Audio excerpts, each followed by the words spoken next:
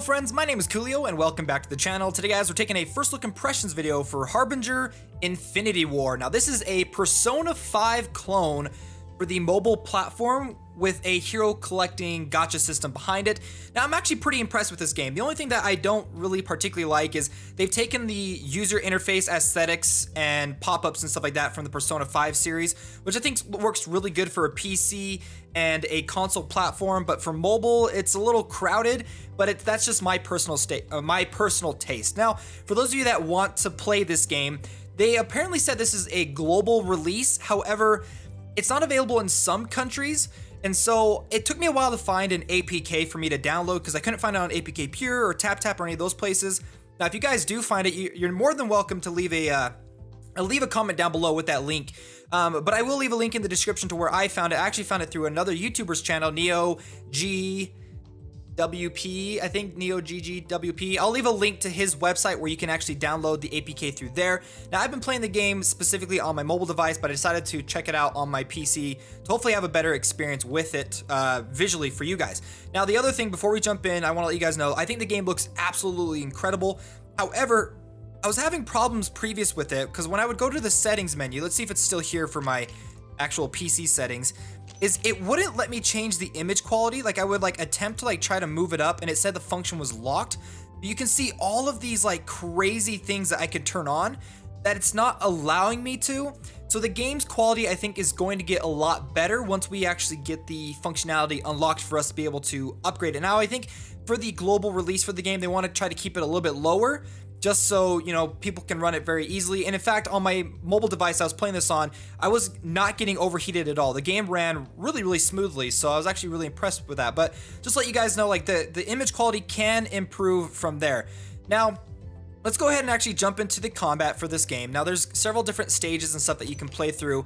Right now, I've got the main story, which is you just go through stages and, you know, defeating monsters, stuff like that. The bounty system, which I'll get into a little bit later, which is interesting because it's very key to actually upgrading your characters. And then the explore system essentially is like an endless tower that you play through.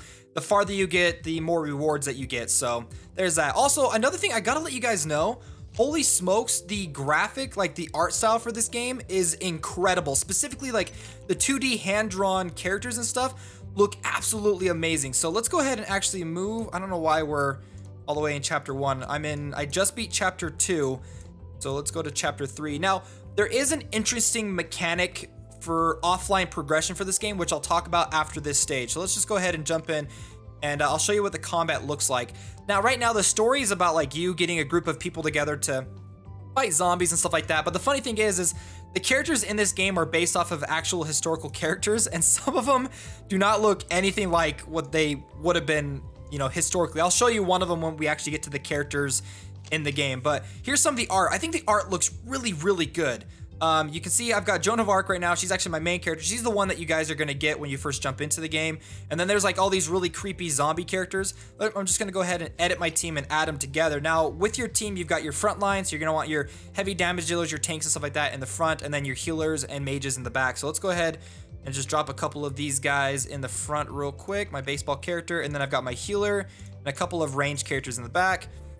Now, it popped up saying contact has been activated. All that essentially means is there's some characters that if you play them with other characters, you're going to unlock special bonuses, which are indicated with these icons up at the top. So camp, contract, passive attack, still 10% splash damage, activated conditions, participate in the battle with Fox on the same team. And Fox is the guy on the far right. So let's go ahead, save my characters and my team, and jump into the challenge. Now, combat in this game is automated, but the activation of ultimate abilities is not, which I think some people will appreciate, some people won't.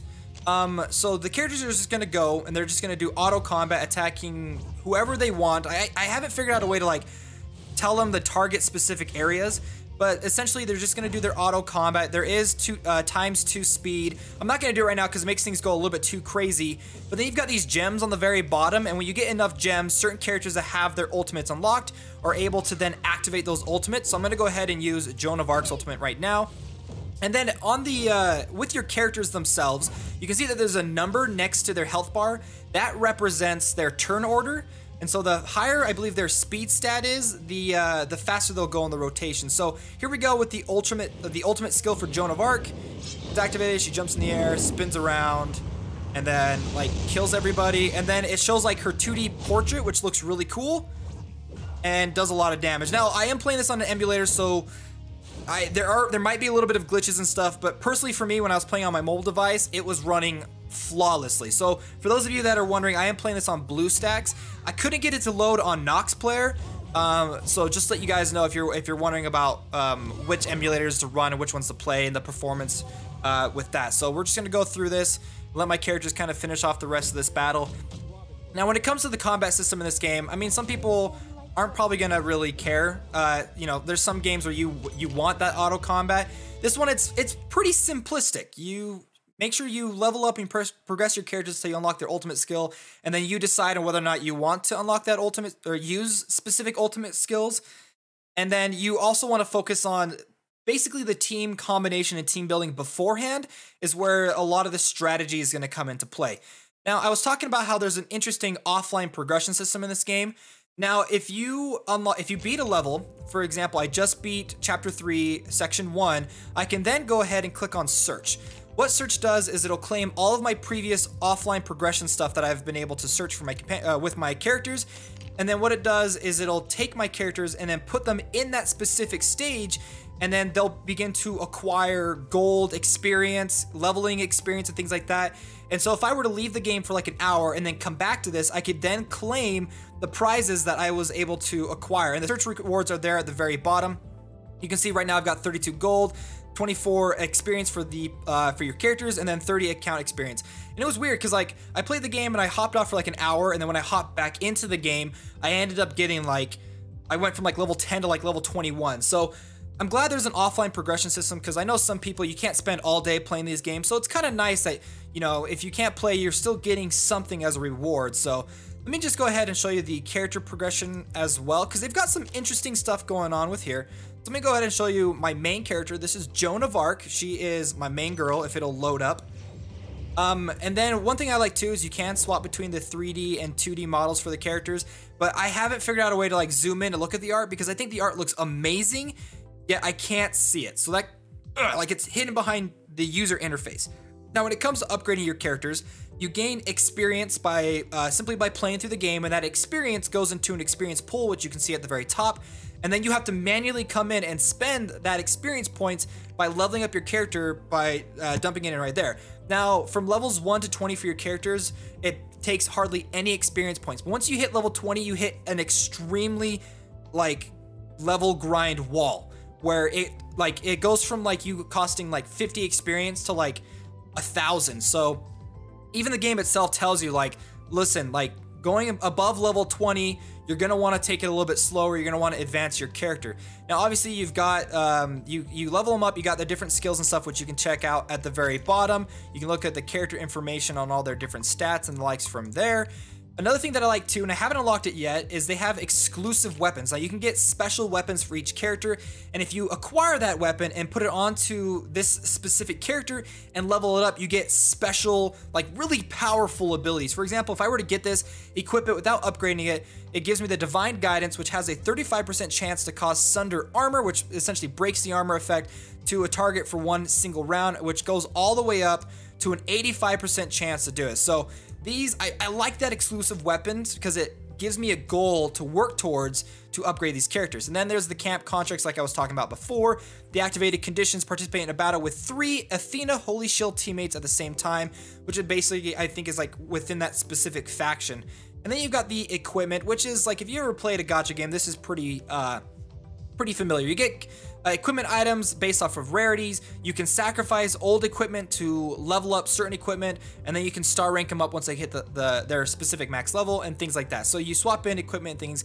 There's also, you can see that these are glowing, and it's because I'm getting special suit effects, like because I've got everything from this specific set effects. I'm getting that increase plus 5% attack bonus right there.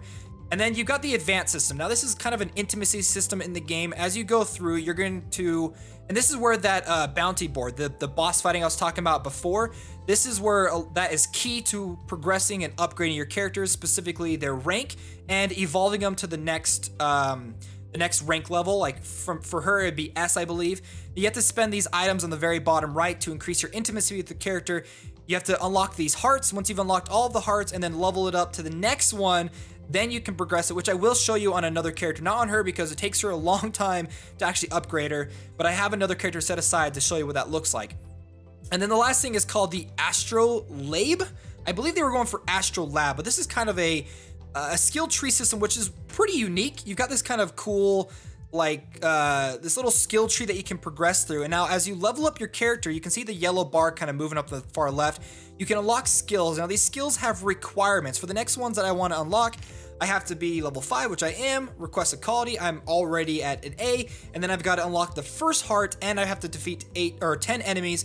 Once I've completed all those and I have enough gold, I can unlock it, which gives me a passive where it says, after direct damage, if the life is less than 30%, restore the maximum life of 10% of the life. Basically, if she gets down below 30%, she gets 10% life back. And these are really, really key skills. And so this is kind of the end game progression. Like, you can do it as you level up itself, but this is where you're gonna really define your characters, and I think add a lot of customability? Is that the right word? Customization for the characters, which I think is really, really cool, and it's kind of a little bit of an addicting thing to kind of see, okay, what's the next effect I gotta do? Okay, I gotta make sure I get a heart, I gotta pass the main story and everything to make sure that I can upgrade this character.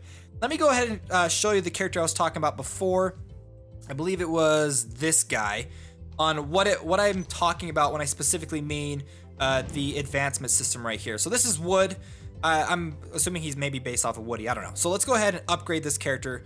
I believe this is the one. Actually, is it a different character? I just want to make sure it's the right character I'm doing, not a different one, because I've already spent some intimacy on. Okay, this is the guy right here. So you can see I've got 2 hearts unlocked. He's a C rank, and I need 50 more points in order to get to the next one. So I've got some items right here. I'll go ahead and use those. And then once I get up to level 100, then I can progress him into the next rarity. But I need gold and shards for the character. So as you play through the game, you can acquire shards. And the summoning system in the game as well gives you shards too. So once you've got enough of those, you can go ahead and evolve them to the next level. And he goes from a C to a B. It's not the most exciting thing, but it tells you what talents you can unlock, and it tells you the skills that get upgraded, everything like that. And then if I wanted to, I could go back here, and then I was able to unlock, I believe this was the next one. No, this one right here, I think. No, one of these, yeah, right here, B quality, but I gotta get 2 more intimacy for this guy, and then I gotta do 20 normal attacks. So that's the progression in the game. And then the last thing I wanna show you is obviously summoning. And this game has one of the best re-rolling systems in the game. So when you first jump into it, you can make your account name. However, I will let you know, if you make an account name, and if you go back through, delete it, jump back into the game, I believe you can't pick the old account name, but you can if you want to go in and actually change the account name if you want to. So that's not too bad. So when you first jump into the game and you've made your guest account, you can go through this re-rolling system, which I'll show you in just a second. And then if you like what you've got, you can go into the settings, and then you can go into your account, and you can actually bind your account to it to make sure that it's safe. So let me go ahead and show you the re-roll system. And it's just like Epic 7's re-roll system, where you get 30 chances to summon 10 times heroes for free, but you can only choose one of them to keep as your reward. And then once you've confirmed it, this is gone. You can't do it. So we've got 30 summons. Let's go ahead and get this started. And I actually do think this summoning animation looks pretty good, but the ending, like the woo, here we go, this is what you got, doesn't look cool. Cause like you see it spinning, it's pretty cool. And then, oh, there you go. Oh wait, that actually looks different than before.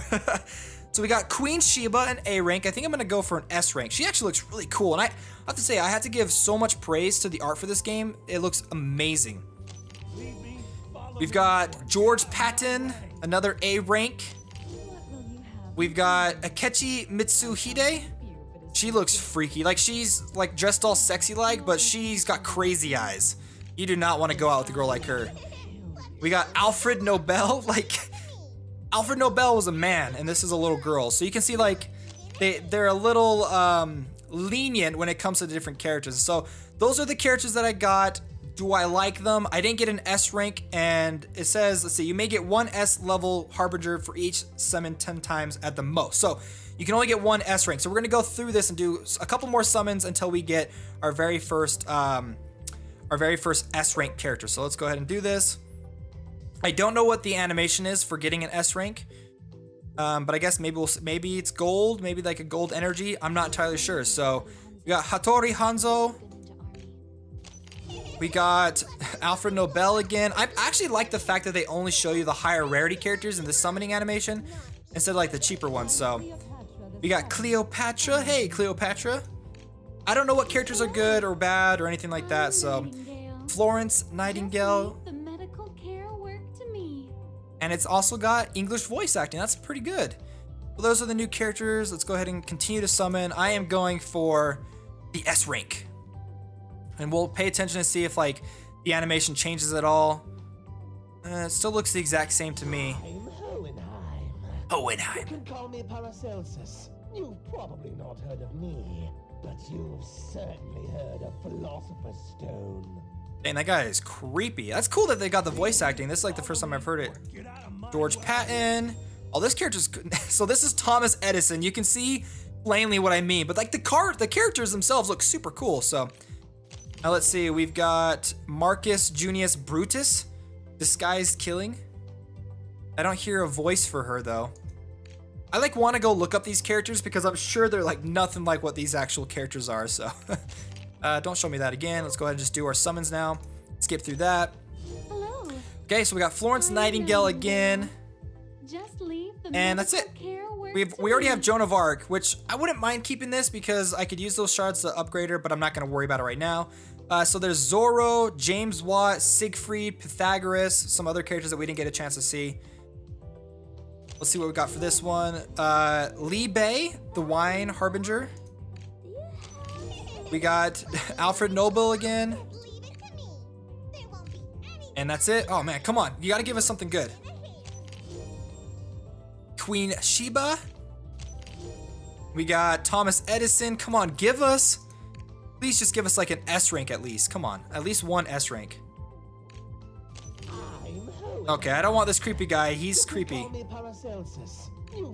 Okay, nothing from them. Come on, let's keep going. Oh, there we go. Zhao Yun. He's cool, but I kind of want a waifu because like that's what, oh, and I didn't even get any other A ranks. Yeah, I'm not keeping that one. Let's just keep going. We want to look at some of the characters, and you can't go through the. Oh, that guy's new. Paris. He's kind of cool looking.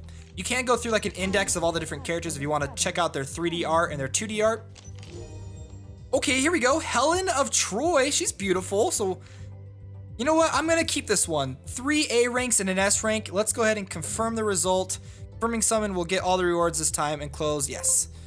Thank you. So yeah, there you go. I liked it. You can go through the full 300 summons. If you don't like it, like I said, just delete it, reinstall it. It doesn't take too long, and then jump into another guest account. And then once you find an account that you actually like, then you're good to go. Let's go ahead and just take a real quick look at my new character, my S rank girl right here. And I will say, like, the higher ranking, the higher rarities the characters are, the stronger they are for sure. So she's blowing some kisses. Well, thank you. And then there's her 2D art, which it looks amazing. And I will say, like, and I talked about the graphics before, I'm excited for them to unlock the higher graphic fidelity because the 3D models look good on a smaller device. On a bigger device, like on a computer, it's not the best. So I can go through here and kind of upgrade her if I want to. I'm definitely gonna put her as like the main person on my team. So yeah, I go to level 20. It went from like 80 experience to 350, and then it just like goes crazy high from there. And then I can equip some of these items. I'll just kind of show you what that looks like real quick. Nothing super special. This is me just basically getting her ready to go out into combat. And there we go. And I'm sure I could go through this and actually take a look at what like some of these stats do. You know, crit damage, effect, all that stuff. So I'd have to take a look at some of her like abilities down here to see what she does. But guys, if you enjoyed this video, then make sure to hit that like button. And if you're new to the channel, make sure to subscribe to stay up to date in the latest in mobile gaming. Well, friends, I'll see you next time.